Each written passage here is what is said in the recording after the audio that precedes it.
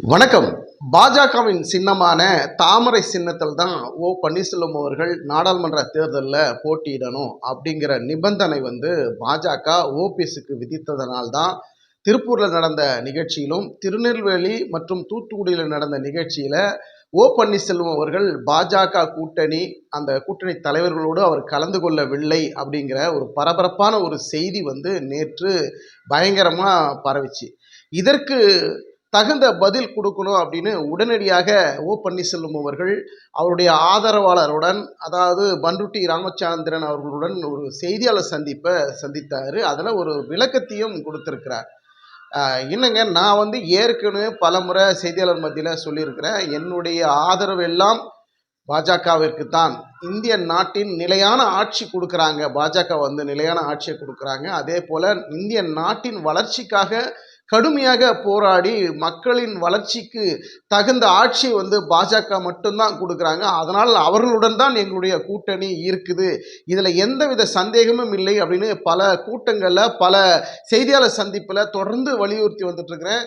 இந்த நிலையில் திருப்பூரில் நடந்த கூட்டத்தில் பன்னீர்செல்வம் கலந்துக்கல, தாமரை சின்னத்தில் நிற்கணும்னு சொன்னதனால் வற்புறுத்தினால தான் பன்னீர்செல்வம் அவர்கள் கூட்டணி தலைவர்களுடன் மேடை ஏறலை அப்படிங்கிற நிலையை நேற்று பரபரப்பான செய்தி பேசுகிறாங்க. இது முற்றிலும் தவறான செய்தி. எங்களை யாரும் தாமரை சின்னத்தில் நிற்கணும் அப்படின்னு பாஜக சார்பாக எங்களை யாரும் நிபந்தனையோ வற்புறுத்தலோ செய்யவில்லை. நாங்கள் பேச்சுவார்த்தைக்கு இன்னும் பாஜகவில் கூட்டணி குறித்து பேச்சுவார்த்தைக்கு வரோம் அப்படின்னு இன்னும் கேட்கல.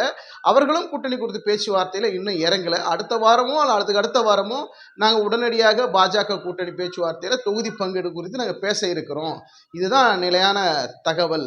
இதை பரபரப்பை கிளப்பி தாமரை சின்னத்தில் தான் நிற்கணும், அதில் நின்னாதான் உங்களுக்கு கூட்டணி உள்ள இடம் இருக்கு, இல்லைன்னா இல்லைங்கிற மாதிரியெல்லாம் பாஜக சொன்னாங்க அப்படிங்கிற செய்தியெல்லாம் தவறான செய்தி, பொய்யான செய்தி அப்படின்னு பன்னீர்செல்வம் தரப்புல சொல்றாங்க.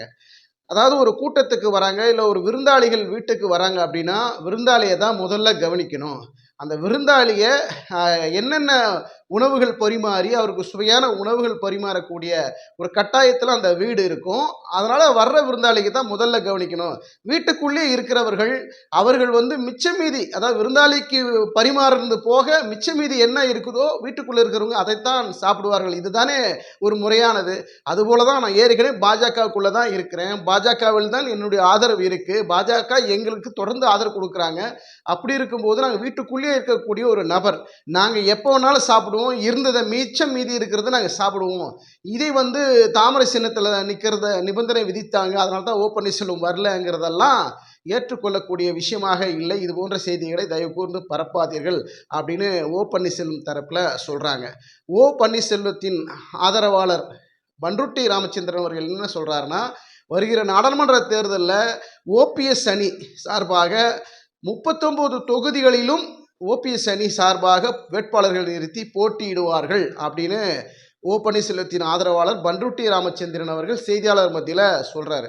அப்போது பாஜக கூட்டணியில் பன்னீர்செல்வம் அணிக்கு எத்தனை தொகுதிகள் பாஜக ஒதுக்கும் அப்படிங்கிற ஒரு கேள்வியும் இருக்கிறது. ஏன்னா பாஜக நேரடியாக 20 தொகுதிகளிலும், கூட்டணி கட்சி தலைவர்களுக்கு தலா ஒரு தொகுதியும், இது போன்ற இன்னும் வேற ஏதாவது கூட்டணிக்கு வருவாங்களா, அவங்களுக்கெல்லாம் எத்தனை சீட்டுகள் கொடுக்கணும், மீதி பன்னீர்செல்வத்துக்கும் டிடிவி தினகரனுக்கும் எத்தனை சீட்டுகள் ஒதுக்கலாம் அப்படிங்கிற நிலைப்பாட்டில் பாஜக இருக்கும். இந்த நிலையில் பன்னீர்செல்வம் தரப்புல என்ன சொல்றாங்கன்னா, 39 தொகுதிகளிலும் நாடாளுமன்ற தேர்தலில் வேட்பாளர்களை நிறுத்துவோம் அப்படின்னு சொல்கிறாங்க. அப்போது பன்னீர்செல்வத்தின் அணி தயாராக இருக்கிறாங்க. ஏற்கனவே பார்த்தீங்கன்னா 15 தொகுதிகளுக்கான 15 வேட்பாளர்கள் உத்தேச பட்டியலை முதற்கட்டமாக வெளியிட்டிருக்கிறார்கள். மீதி தொகுதிக்கான உத்தேச பட்டியல், இரண்டாம் கட்ட உத்தேச பட்டியல் மிக விரைவில் வெளியிடுவார்கள் என்றும் எதிர்பார்ப்பும் ஏற்பட்டிருக்கிறது. பொறுத்திருந்து பார்ப்போம். அதாவது பன்னீர்செல்வம் என்ன சொல்கிறாருன்னா, நிலையான உறுதியான நிலைப்பாட்டில் இருக்கிறார் அப்படிங்கிறது அவருடைய பேச்சிலிருந்து தெரிகிறது. பாஜகவுடன் தான் நிலையான, இந்தியாவிற்கு நிலையான உறுதியான ஆட்சி கொடுக்கக்கூடிய, மக்கள் நலன் சார்ந்த ஆட்சி கொடுக்கக்கூடிய பாஜகவுடன் தான் எங்களுடைய கூட்டணி இருக்கும், எங்களுடைய ஆதரவு இருக்கும், அவர்களுடன் தான் எங்களுடைய கூட்டணிக்குள்ள பாஜகவுடன் தான் நாங்கள் இருக்கிறோம், நம்ம வெளியே போகலைங்க. பாஜக என்ன சொன்னாங்களா, பன்னீர்செல்வத்தை கூட்டணியில் சேர்க்காதீங்க அப்படின்னு எதனா பாஜக சொன்னாங்களா, இல்லை நாங்கள் பாஜகவிலேருந்து கூட்டணியிலேருந்து வெளியே வந்துட்டோன்னு நாங்கள் சொன்னோமா? இதை பாஜக கூட்டணி விரைவில் அறிவிப்போம், நீங்கள் பொறுத்திருந்து பாருங்கள். நாங்கள் பாஜக கூட்டணியில் தான் இருக்கிறோம். நாடாளுமன்ற தேர்தலில் பாஜக கூட்டணியில் மட்டும்தான் எங்களுடைய ஆதரவோடு இந்த தேர்தலை நாங்கள் சந்திப்போம் அப்படின்னு ஓ பன்னீர்செல்வம் அவர்கள் உறுதியோடு சொல்கிறார். பொறுத்திருந்து பார்ப்போம் என்ன நடக்கிறது என்று. நன்றி, வணக்கம்.